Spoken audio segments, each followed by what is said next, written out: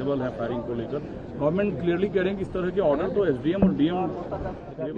देखिए ये बड़ी स्पष्ट बात है कि अगर कोई भी ऐसे बंदूक चलाता है, पैलेट गन के द्वारा किसी की इंजरी करता है, तो निश्चित रूप से ये अनुमति तो कोई देता है ना।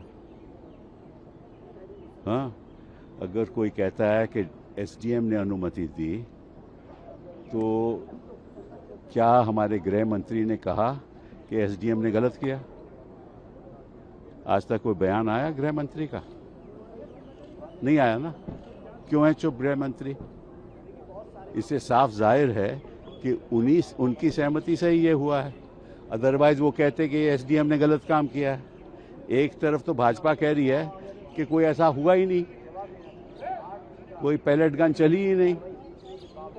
भाजपा के कई लोगों ने ये बात कही ना। फिर जब साबित हो गया कि चली, जब राहुल गांधी ने दिखा दिया कि उनके मुखड़े पे, आंख में पैलेट गन है, बॉडी पे इंजरी है, तो इनको मानना पड़ा। और फिर गृह मंत्री चुप क्यों है? ये सवाल उठता है ना। इसलिए राहुल गांधी ने कहा कि ऑब्वियसली उनकी सहमति है और उनको जिम्मेदारी लेनी पड़ेगी। इसलिए वो हाउस में नहीं आ रहे।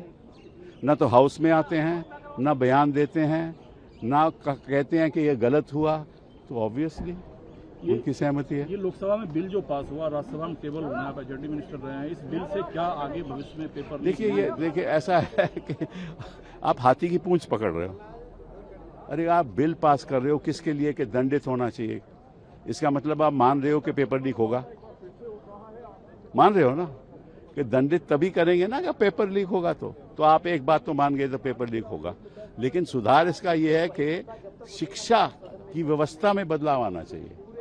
उसके बाद में कोई चर्चा नहीं है, उसके बारे में कोई बढ़ोतरी नहीं हुई। जो फंड है, जो इन्वेस्टमेंट है एजुकेशन सेक्टर में, वो 4% से कम है।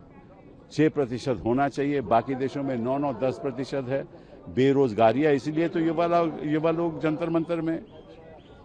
ये केवल पेपर लीक की बात नहीं है। ये जो ढांचा बना रहा है हिंदुस्तान में, ये सरकार जो ढांचा बना रही है, प्रॉब्लम उसकी है। एक सवाल सर और है, आपने जो कि पीसी की थी प्रोटेस्टर्स के साथ, अभिजीत दीपके की मां ने क्लेम किया है कि उनके ऊपर दबाव था कि उनका बेटा बीजेपी ज्वाइन करे, इस डर से वो कुछ दिन के लिए घर छोड़। इसके बारे में मैं क्या कर सकता हूँ? इसमें मैं तो नहीं चर्चा कर सकता।